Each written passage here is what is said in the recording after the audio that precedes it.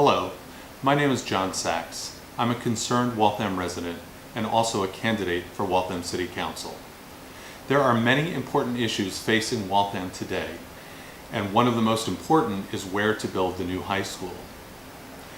Anyone who's been following the conversations on where the new high school should go that have come before the school committee or the city council or the mayor's office understand the importance of preserving the existing high school for use as a future K-8 school for Waltham students. That means we need to build the new high school somewhere other than the existing high school property. There's an entirely new option that was put on the table. It's called the Coleman-Stanton property. Now, if you're not familiar with the Coleman-Stanton property, you should know that it's 25 acres of land that the city currently owns. It's under the care, custody, and control of the city.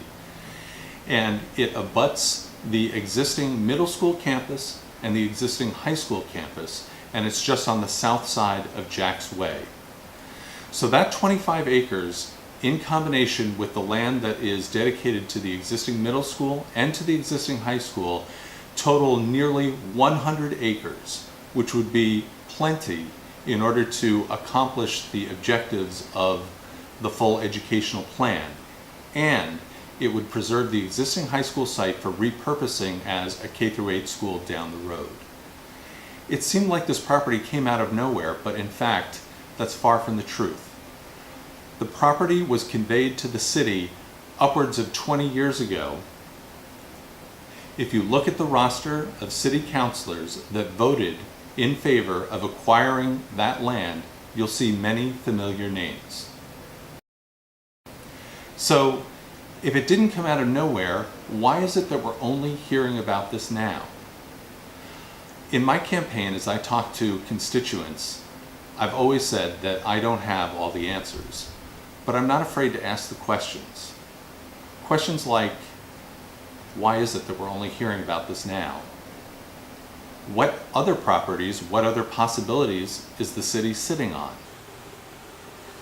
Why is it that none of the existing city councilors nor the mayor has spoken up about the Coleman-Stanton property prior to now? Where's the transparency?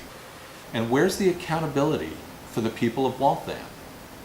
Don't we all as residents deserve to have access to all of the information that is relevant, especially when it comes to deciding an issue that's as important as this and potentially divisive as this?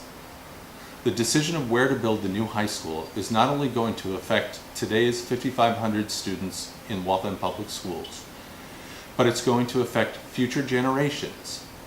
And those students and those families and we residents deserve the very best facility that the city can produce.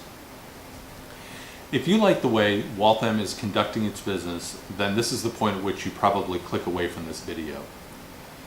But if you feel that the residents of Waltham deserve greater transparency, more consensus building, more trust, then I urge you to check out not only my campaign, but the campaigns of every challenger and every incumbent in the race to see what their positions are and also what their approaches are for the future of Waltham. All of the documents that I've referred to in this video are available on my website. The election is this Tuesday, November 7th.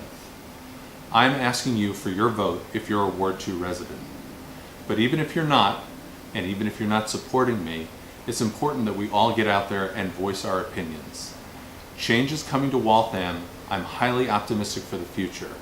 And I hope that you will join me in working together to build the strongest school that we can for Waltham students today and for generations to come, and to tackle the other challenging problems that are before the city. I love this city. I've lived here for 20 years. I think it's the greatest place to live, to work, and to raise a family. And I want to work together with my neighbors to make it everything that it can be. I ask you for your vote. I thank you for your time and attention.